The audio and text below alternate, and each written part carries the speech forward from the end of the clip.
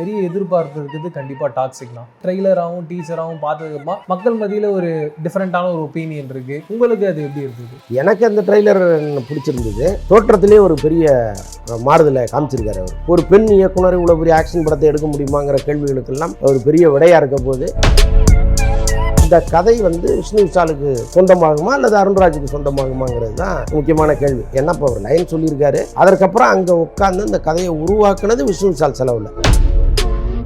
அது சாபமாக என்னன்னு தெரியல. அவருக்கு வயசே ஆகாத அளவுக்கு அந்த தோற்றம் ரொம்ப பிரமாதமாக இருக்குது. அதெல்லாம் பார்க்கும்பொழுது தேசிய விருதெல்லாம் வாங்கின நடிகர் ஒரு போர்ஷனை தூக்கிட்டாங்கன்னு கதறாரு.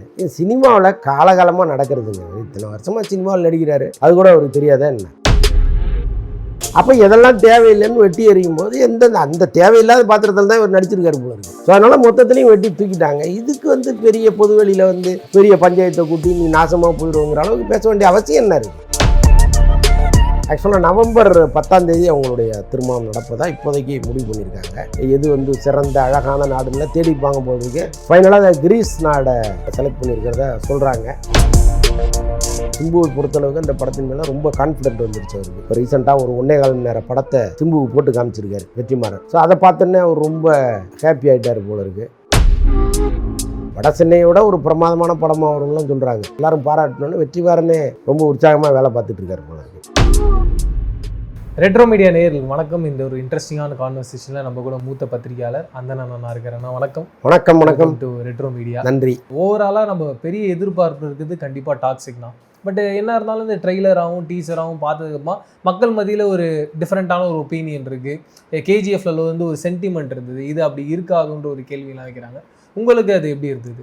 எனக்கு அந்த ட்ரெய்லர் பிடிச்சிருந்தது. பட் அதான் யஷ்ஷை பொறுத்தளவுக்கு அப்பாவும் அவரே மகனும் அவரே நடிச்சிருக்காங்க. ஸோ அந்த தோற்றத்திலே ஒரு பெரிய மாறுதலை காமிச்சிருக்காரு அவர். பெரிய வித்தியாசம் இருக்குது. அந்த படம் பெரிய எதிர்பார்ப்போடு இருக்குது. இன்னொன்று ஒரு பெண் இயக்குனர் இவ்வளோ பெரிய ஆக்ஷன் படத்தை எடுக்க முடியுமாங்கிற கேள்விகளுக்கெல்லாம் ஒரு பெரிய விடையாக இருக்க போது எல்லாருமே பெரிய அளவு இந்த படத்தை நம்பிட்டு இருக்காங்க. அது வந்தால் தான் தெரியும். வரத்துக்கு முன்னாடி நம்ம பேசுகிறதுல ஒன்றும் பெருசாக இல்லையே. அருண்ராஜா காமராஜா அண்ட் விஷ்ணு விஷால் சார் இப்போ அந்த பிரச்சனை என்ன லெவலில் இருக்குது, என்ன முடிவு எடுத்திருக்காங்க? 2 சங்கங்களில் போய் அந்த பிரச்சனை மாட்டிக்கிச்சு. ஆக்சுவலாக தயாரிப்பாளர் சங்கத்தில் விஷ்ணு விஷாலும் இயக்குனர் சங்கத்தில் அருண்ராஜா காமராஜும் புகார் கொடுத்துருக்காங்க. 2 பேருமே பேசிகிட்டு இருக்காங்க. விரைவில் ஒரு முடிவுக்கு வந்துடும். அண்ட் இப்போ அந்த சப்ஜெக்டாக ஒன்று சொல்லியிருப்பாருண்ணா அருண்ராஜா காமராஜ். அந்த கதையை விஷ்ணு விஷால் சார் இப்போ பண்ணுறதுக்கு ஓகே சொல்லுவாருன்னு நினைக்கிறீங்களா? இல்லை அது அவர் தெளிவாக சொல்லிட்டாரு. அவர் பாதையை அவர் பார்க்கட்டும், என் பாதையை நான் பார்க்குறேன்னு தெளிவாக ஒரு கடிதம் ஒன்று கொடுத்துட்டாரு. அவர் ஒரு அறிக்கை ஒன்று வந்துச்சு, நீங்கள் பார்த்துருக்கீங்க. அப்படின்னா என்ன அர்த்தம்னா இனிமேல் எதிர்காலத்திலும் நாங்கள் சேர்ந்து படம் பண்ண மாட்டோங்கிறது தான் அதனுடைய மையப்பொருள். இன்னொன்று இப்போ இவர் கதை பண்ணார்ல, இந்த கதை விஷ்ணு விஷாலுக்கு சொந்தமாகுமா அல்லது அருண்ராஜுக்கு சொந்தமாகுமாங்கிறது தான் முக்கியமான கேள்வி. ஏன்னா இப்போ அவர் லைன் சொல்லியிருக்காரு. அதற்கப்புறம் அங்கே உட்காந்து இந்த கதையை உருவாக்குனது விஷ்ணு விஷால் செலவில். ஒருவேளை விஷ்ணு விஷால் எனக்கு அந்த பணத்தெல்லாம் திருப்பி கொடுங்கன்னு கேட்டால் கொடுத்துட்டு இந்த கதையை இவர் எடுத்துகிட்டு வந்துடலாம். அல்லது பணமெல்லாம் கொடுக்க முடியாதுங்க, வேணா அவரை வச்சு ஒரு படம் பண்ணிங்க அப்படின்னு தீர்ப்பு வந்ததுன்னா ஒரு வேளை ரொம்ப மனம் கசப்போட வேணா அதை பண்ணுறதுக்கு வாய்ப்பு. ஓவராலாக ஒரு பெரிய எதிர்பார்ப்பு இருக்க இன்னொரு படம்னா தர்மம்னா, தர்மனோட செகண்ட் ஷெடியூல் ஆரம்பிச்சிட்டேன் அப்படின்றத சொல்கிறாங்க. என்ன பிளானில் இருக்குது, எப்படி போயிட்டுருக்கு அந்த படத்தோட ஷூட்? அந்த படப்பிடிப்பு விறுவிறுன்னு போயிட்டுருக்கு. இன்னொன்று ரஜினி சாரை பொறுத்தளவுக்கு அந்த தோற்றமெல்லாம் நீங்கள் பார்த்தீங்க. உள்ளபடியே எப்போவுமே அவர் நின்னாருன்னா அந்த கரிஷ்மா அப்படியே தான் இருக்குது. அவருக்கு வயசாகிடுச்சின்னு இந்த ரம்யா கிருஷ்ணன் சொன்ன மாதிரி தான். உனக்கு வயசே ஆகாதுன்னு அவங்க சொன்ன மாதிரி அது சாபமாக என்னன்னு தெரியல. அவருக்கு வயசே ஆகாத அளவுக்கு அந்த தோற்றம் ரொம்ப பிரமாதமாக இருக்குது. அதெல்லாம் பார்க்கும்பொழுது பார்ப்போம் எப்படி வருதுன்னு. ஏன்னா இப்போ ஜெயிலர் 2 கட்டாயமாக அந்த படம் ஹிட்டாகும்னு பெருசாக நம்புகிறாங்க. ஸோ அப்படி இருக்கும்போது அடுத்து அதற்கு கொஞ்சமும் சளைக்காமல் இந்த படத்தை கொடுக்கணும். ஸோ அந்த இதெல்லாம் இருக்குது, அந்த நெருக்கடியெல்லாம் இருக்குது. மன்சூர் அலிகான்னா ரீசெண்டாக ஒரு மேடையில் போய் சூர்யா அவர்கள் மேலே நான் கடும் கோபத்தில் இருக்கேன், நீங்கள் பாரு கருப்புன்னு ஒரு படத்தில் நடிச்சிருந்தேன், என் சீனெல்லாம் வாலண்டரியாக கட் பண்ணி எடுத்துட்டாங்க அப்படின்ற மாதிரி சொல்லியிருந்தாங்க. ஷாக்காக இருந்தது. அது எப்படி சூர்யா சார் பண்ண முடியுமே? உங்களுக்கு அது எப்படி இருக்குது? பெரிய தேசிய விருதெல்லாம் வாங்கின நடிகர் ஒரு போர்ஷனை தூக்கிட்டாங்கன்னு கதறாரு. சினிமாவில் காலகாலமாக நடக்கிறதுங்க. இத்தனை வருஷமாக சினிமாவில் நடிக்கிறாரு, அது கூட அவருக்கு தெரியாதா என்ன? ஒரு படம் அவங்க பாட்டை எடுத்துகிட்டே இருப்பாங்க, கடைசியாக 3.5 மணி நேரம் 4 மணி நேரம் நிற்கும். அப்போ எதெல்லாம் தேவையில்லைன்னு வெட்டி எறியும் போது அந்த தேவையில்லாத பாத்திரத்தில் தான் இவர் நடிச்சிருக்காரு போல இருக்குது. ஸோ அதனால் மொத்தத்துலேயும் வெட்டி தூக்கிட்டாங்க. இதுக்கு பெரிய பொதுவெளியில் பெரிய பஞ்சாயத்தை கூட்டி நீ நாசமாக போயிடுவோங்கிற அளவுக்கு பேச வேண்டிய அவசியம் என்ன இருக்குது? அவங்களுக்கு அது ஒரு படம், அது சக்ஸஸ் பண்ணணும். உனக்கு சம்பளத்தை கொடுத்துட்டாங்கல்ல, இவர் நடிகர் தானே, நடித்ததுக்கான சம்பளத்தை வாங்கிட்டல, போயிட்டாரு. அதை விட்டுட்டு சும்மா வந்து என்ன பெரிய அவ்வளோ பெரிய இவரா அவர், அதெல்லாம் ஒன்றும் கிடையாது. சும்மா வந்து விரக்தியில் இருக்கார். மன்சூர் அலிகான் ஒரு பெரிய விரக்தியில் இருக்கார் போடுது. அதனால தான் போகிறோம் வரவங்களாம் திட்டிகிட்டு இருக்காரு. இது பொருத்தமே இல்லாத ஒரு புலம்பல் இது. அண்டு டேரக்டர்லாம் ஒரு பெரிய எதிர்பார்ப்பில் இருக்குது. ரீசெண்டாக நம்ம பேசுனது பார்த்துருந்தேன். அதில் வந்து ஃபர்ஸ்ட் ஆஃப் ஆல் வந்து மோகன்லால் நடிக்கிறதா இருந்தார், இப்போ இல்லைன்ற மாதிரி சொல்லியிருந்தீங்க. இப்போ அடுத்த கட்ட பிளானாக என்ன வச்சுருக்காங்க, யார் அதில் நடிக்க போகிறாங்க? அந்த கேரக்டர் வந்து இப்போ மோகன்லால் சத்யராஜ் நடிக்க வேண்டிய ஒரு கேரக்டரில் ஒரு சாதாரண ஒருத்தர் நடிக்க வச்சிட முடியாது. கண்டிப்பாக. அப்போ இன்னும் கொஞ்சம் பெட்டராக யாரையாவது தேடிட்டு இருப்பாங்க. மோகன்லால் அளவுக்கு சம்பளம் கேட்காத ஒருத்தராக தேடுவாங்க. அது ரொம்ப முக்கியம். ஏன்னா மோகன்லால் அதுக்குள்ளே இல்லாமல் போனதுக்கே அவர் கேட்குற சம்பளம் தான். இப்போ ஏற்கனவே அந்த கதை எழுதும்போதே அது மோகன்லால் தான் நினச்சி அவர் எழுதியிருக்காரு. வேற ஒருத்தர் அது பண்ணும்போது மோகன்லால் தான் சார் வேணும்னு உறுதியெல்லாம் நின்றுருப்பாங்க. பட் இப்போ அஜித்தே தயாரிக்கிறாருங்கும்போது அவ்வளோ சம்பளம் எதுவும் கொடுக்கணும் ஒருத்தருக்கு. அப்போ அவரை நகர்த்திட்டு அதை விட கம்மி சம்பளத்துக்கு அந்த வேல்யூ உள்ள ஒரு ஆளை பிடிங்க அப்படிம்பாங்க. எனக்கு தெரிஞ்சு வெங்கடேஷ் மாதிரி யாராவது இருப்பாங்க, இந்த தெலுங்கு நடிகர் வெங்கடேஷ், அல்லது மலையாளத்திலே ஜெயராம் இருக்கார், அழகாக ஜெயராம் கொண்டு வருவாங்க. ஸோ அந்த மாதிரி ஏதாவது வாய்ப்புகள் இருக்கும். அண்ட் கமலஹாசன் அவர்கள்லாம் ரீசெண்டாக எந்த ஒரு அப்டேட்டும் இல்லாமல் இருக்கார். என்ன பண்ணுறாருன்றது தெரியாமல் இருக்குது. ஏதாவது பிளான் போயிட்டுருக்கா இந்த படத்தோடைய ஒர்க்கை ஆரம்பிக்கலான்ற மாதிரி? இல்லை, இப்போ கமல் வந்து அன்பறிவு படம் ஒன்று அது கட்டாயமாக பண்ணுறாங்க. இதுக்கு நடுவில் தான் இந்த எஸ்யு அருண்குமார் படத்தில் நடிக்கிறார், வீரதீர சூரன் டைரக்டர் படத்தில். ஸோ இதுதான் இந்த முதல்ல இந்த அருண்குமார் படத்தில் நடிச்சிடறாரு. அதுக்கப்புறம் அன்பறிவு படம். இதற்கிடையில் அவர் தயாரிக்கிற படங்களில் வந்து மேற்பார்வை பண்ணாலே பாதி நேரம் போயிடும். அதுக்கே அதுவும் சேவன்லாம் வந்து சில பல பஞ்சாயத்துகள்னாங்க. ஸோ அதையெல்லாம் மீறி அந்த படம் போயிட்டுருக்கு. ஸோ எல்லாத்தையும் கண்காணிக்கணும்ல. ஓகே. அந்த அனிருத் காவியா கல்யாணம் என்ன பிளான் பண்ணியிருக்காங்களா? நடுவில் லொக்கேஷன்லாம் மாறினாங்க. ஆமாம், என்ன நடந்துக்கிட்டு இருக்கு? ஆக்சுவலாக நவம்பர் 10 அவங்களுடைய திருமணம் நடப்பதா இப்போதைக்கு முடிவு பண்ணியிருக்காங்க. இது வந்து உலக நாடுகள் எங்கே அந்த மேப்பெல்லாம் போட்டு எது வந்து சிறந்த அழகான நாடுன்னா தேடிப்பாங்க போல் இருக்கு. ஃபைனலாக அதை கிரீஸ் நாடை தேர்ந்தெடுத்து செலக்ட் பண்ணியிருக்கிறத சொல்கிறாங்க. இங்கேருந்து எப்படியும் ஒரு தனி ஃப்ளைட்டாக ஒரு கலாநிதி மாதிரினே ஃப்ளைட் வச்சுருக்காரு சொந்தமாக. அதில் எவ்வளோ பேரை கூப்பிட்டு போகிறாங்க, அல்லது பெரிய ஃப்ளைட் எடுத்துகிட்டு போகிறாங்களா என்னன்னு தெரில. ஸோ பெரிய அளவுக்கு அந்த திருமணம் பெரிய பொருட்செலவில் நடக்க போகுது. அண்டு நடுவில் என்ன சொன்னாங்கன்னா, அந்த திருமணத்தை முடிச்சதுக்கப்புறம் மறுபடியும் இங்கேயும் ஒன்று பெரிய கிராண்ட் ஒரு ரிசப்ஷன் வைப்பாங்கல்ல. ஓகே. ஏன்னா இப்போ பெரிய பெரிய அரசியல் தலைவர்கள்லேருந்து எல்லா தரப்புலையும் அவங்களுக்கு நட்பு இருக்குது. கண்டிப்பாக. ஸோ அதனால் கட்டாயமாக அந்த தமிழ் திரையுலகத்தை அனிருத் சார்பாக கூப்பிடணும், அரசியல் உலகத்தை அவரு கூப்பிடணும். அதனால் ஒரு பெரிய ரிசப்ஷன் இங்கே நடக்கும் சென்னையில். அந்த அரசன் தான் என்ன நடந்துகிட்டு இருக்கு, எப்படி ஷூட்டிங்லாம் போயிட்டு இருக்கு? அரசன் வந்து ஷூட்டிங் திரும்ப ஸ்டார்ட் பண்ணி போயிட்டுருக்காங்க. ஓகே. ரொம்ப சென்னையில் பல இடங்களில் பரபரப்பான இடங்கள் எல்லாம் எடுத்துகிட்டு இருக்காங்க. ஸ்பெஷலாக பர்மிஷன்லாம் வாங்கி எடுத்துகிட்டு இருக்காங்க. ஸோ அதான் சிம்புவை பொறுத்தளவுக்கு அந்த படத்தின் மேலே ரொம்ப கான்ஃபிடென்ட் வந்துருச்சு அவருக்கு.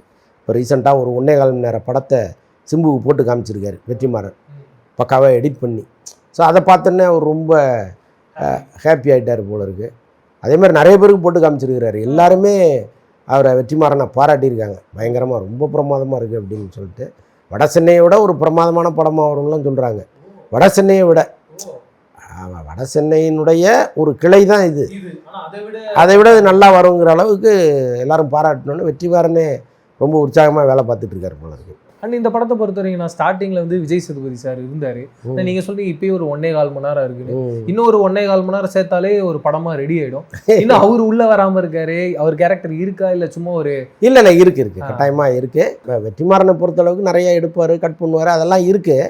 பட் அதையெல்லாம் தாண்டி தானே ஒரு படம் ஒரு 2.5 மணி நேரமாக ஒரு ஜூஸாக புழிஞ்சு கொடுக்குறது. ஆனால் இந்த என்ஜாய் என்ஜாமின்ற ஒரு பாடல் நம்ம எல்லாருக்கும் தெரியும். அதில் வந்து அறிவுக்கும் நம்ம டைரக்டர் சந்தோஷ் நாராயணன் ஒரு பிரச்சனை. இப்போ வரைக்கும் அது சோசியல் மீடியாவில் பேசிட்டு இருக்காங்க. போன வாரம் கூட பார்த்தேன். ஏன் அதை விடாமல் இன்னும் தொடர்கதையாக போயிட்டே இருக்கு? இல்லைங்க, எப்போவுமே இந்த 2 பெரிய மனுஷங்களுக்கு நடுவில் சண்டை நடக்கும்போது யாராவது ஒருத்தர் நடுவில் வந்து அது தீர்த்து வைப்பாங்க. கண்டிப்பாக. இதில் அப்படி ஒன்று நடக்கலைன்னு தான் நான் நினைக்கிறேன். இன்னொன்று வந்து டைட்டில் கிரெடிட் அவர் கொடுக்கலங்கிறது ஒன்று சொல்கிறாங்க. ஆக்சுவலாக வேறு எங்கேயோ இது தொடர்பாக ஒரு விருது வாங்கும்போது திருக்குறள் அறிவு பேரையே இவங்க வந்து மென்ஷன் பண்ணல. அதே மாதிரி வந்து பேமெண்ட்லேயும் ஏதோ அவருக்கு பிரச்சனை இருக்குங்கிற மாதிரி சொல்கிறாங்க. அப்போ இது தொடர்பாக யாராவது இந்த 2 பேருக்கும் நடுவில் இருப்பவர்கள் பாரஞ்சித் போன்றவர்கள்லாம் வர வச்சு என்னப்பா பிரச்சனைன்னு கேட்டு சால்வ் பண்ணிட்டாங்கன்னா இந்த சண்டை தொடராமல் போயிடும். பட்டு அவர் எல்லாத்துக்கும் செக்ரட்டரியேட்டில் போய் தீக்குளிக்கெல்லாம் போகிறாரு. தெருக்குறள் அறிவு இந்த பிரச்சனையை யார்கிட்டயாவது சொல்லி தீர்த்துக்கலாம்ல. எதுக்கு தொடர்ந்து சோசியல் மீடியாவில் போட்டு ஆற்றிட்டு இருக்கணும் புரிய மாட்டேங்குது. அந்த ரஞ்சித் அவர்கள்லாம் சார்பேட்டா 2 ஆரம்பிக்கிறேன்றது சொன்னார். ஆக்சுவலாக அது ஆகஸ்ட் ஃபர்ஸ்ட் வீக்லேயே ஆரம்பிக்கிற மாதிரி சொன்னாங்க. பட் ஒரு 15 டேட்ஸ் கடந்துட்டோம், இன்னும் எந்த விதமான அக்டோபர்லேருந்து ஸ்டார்ட் பண்ணுறாங்க. அப்படிங்களா? ஆமாம், அதுக்கான வேலைகள்லாம் போயிட்டு. சார்பேட்டா 2 தான், வேற எந்த ப்ராஜெக்டும் இல்லைங்களா? ஆமாம், இப்போதைக்கு அவருக்கு இல்லை. ஆனால் அவர் கம்பெனிலேருந்து நிறைய படங்கள் வருது, சின்ன படங்கள்லாம் நிறைய பேருக்கு வாய்ப்பு கொடுக்குறாங்களே. அது தொடர்ந்து பண்ணிகிட்டு இருக்காங்க. அவருடைய படம் வந்து அக்டோபர்லேருந்து ஸ்டார்ட் பண்ணுறேன். நான் சிவகார்த்திகேயன் செய்யாண்ணா, நீங்கள் நடுவில் பேசும்போது சொல்லியிருந்தீங்க சின்ன பிரச்சனை இருந்தது, இப்போ தான் ஆரம்பிச்சிருக்காங்கன்னு. என்ன பிரச்சனை, ஏன் பிரச்சனை? இல்லை பிரச்சனைன்னா பெருசாக அப்படியே பயப்படுற மாதிரி ஒன்றும் கிடையாது. அது கேமராமேன் மாற்றிருக்காங்க, ஃபைட் மாஸ்டர் மாற்றிருக்காங்க, அதுதான். அதுக்கு பின்னால் என்ன நடந்ததுன்னு நமக்கு தெரியாது. 2 பேரையும் மாற்றிருக்காங்க. புதுசாக வரவு வந்து இப்போ சீமான் உள்ளே வந்திருக்காரு. ஆமாம், இதில் ஒரு பெரிய பொருளை குழப்பிவிட்டாங்க. முருகனா சீமான் நடிக்கிறாரு அப்படின்னு. இப்போ முருகன் எப்பேற்பட்ட பேரழகன் முருகன் கேரக்டரில் சீமானா அப்படின்னு ரொம்ப நான் திடுக்கிட்டுட்டேன். ஆமாம், பெரிய அப்புறம் விசாரித்து பார்த்தா நல்ல வேளை அப்படி ஒரு பேரழிவு நடக்கலை. ஆனால் இப்படி இருக்கலாம்லண்ணா, முருகன் நீங்கள் சொல்கிற மாதிரி ஒரு எங்கே அழகாக இருப்பார், மாறு வயசத்தில் முருகராக ஒரு 40 வயசு கடந்த ஒரு முருகராக இருக்காரு. அப்படிலாம் கற்பனையில் கூட நம்ம நினச்சே பார்க்க முடியாது இல்லையா? ஸோ அதனால் அந்த ஆபத்தை வந்து இந்த படம் விளைவிக்கலைங்கிறது தான் மனசுக்கு ரொம்ப ஆறுதலாக இருந்துச்சு, சந்தோஷமான நியூஸாக இருந்துச்சு. அவர் அதில் ஒரு முக்கியமான ரோல் பண்ணுறாரு. அது வந்து அந்த ஃபேமிலி வேல்யூவை சொல்கிற மாதிரி ஒரு கேரக்டரை அவர் சொன்னால் அது ஓரளவுக்கு கன்வின்சிங்காக இருக்கும். ஏன்னா அவர் எல்லாரையுமே உறவு சொல்லி அழைக்கிறவர். தாத்தா, பெரியப்பா, சித்தப்பா, பாட்டி, அண்ணி எல்லாரையும் உறவு சொல்லி, ஆமாம், முப்பாட்டன், பெரும்பாட்டன் அப்படின்லாம் சொல்லுவார். ஸோ அதனால் அது கரெக்டாக இருக்கும். அதுக்காக அவரை கூப்பிட்டு வந்திருப்பாங்கன்னு நினைக்கிறேன். இதுக்கு முன்னாடி நடுவில் இந்த மாயாண்டி குடும்பம்லாம் பண்ணியிருப்பாருண்ணா. ஆமாம், அந்த படத்துல எல்லாம் சூப்பராக இருக்கும். ஆமாம், அதனால அது ஒரு சரியான ஒரு சாய்ஸ், சரியாக இருக்கும். என்னென்னா இப்போ சோசியல் மீடியாவில் அவர் பேரை சொன்னாலே பயங்கரமாக கொந்தளிக்கிறாங்க விஜய் ரசிகர்கள்லாம், வச்சு அடிக்கிறாங்க. அவர் ஒரு கருத்து போட்டாலே கீழே போய் அவ்வளோ அசிங்கமாக திட்டுறாங்க அவரை. ஸோ அப்படி இருக்கும்போது இந்த படமெல்லாம் என்ன கதிக்கு ஆளாக போகுதுன்னு நினச்சி பார்த்தாலே பயமாக இருக்குது. இது கூட சிவகார்த்திகேயன் இருக்காருன்னும் போது இன்னும் விஜய் ரசிகர் அது ட்ரிகர் பண்ண வாய்ப்பு இருக்கலாம். அந்த நேரம் பார்த்து சிவகார்த்திகேயன் இன்னொரு தடவை போய் விஜய் பார்த்துட்டு வந்துடுவாருன்னு நினைக்கிறேன். பொன்னாடைய போத்தி ரொம்ப பிரமாதமாக உங்கள் ஆட்சி நடக்குது, வாழ்த்துக்கள்னு சொல்லிட்டு வந்தாருன்னு வைங்களேன். அப்படியே கொஞ்சம் அந்த சூடு தனியும். நிறைய இன்ட்ரெஸ்டிங்கான விஷயம் பேசணும். மீண்டும் சந்திப்போம். நன்றி.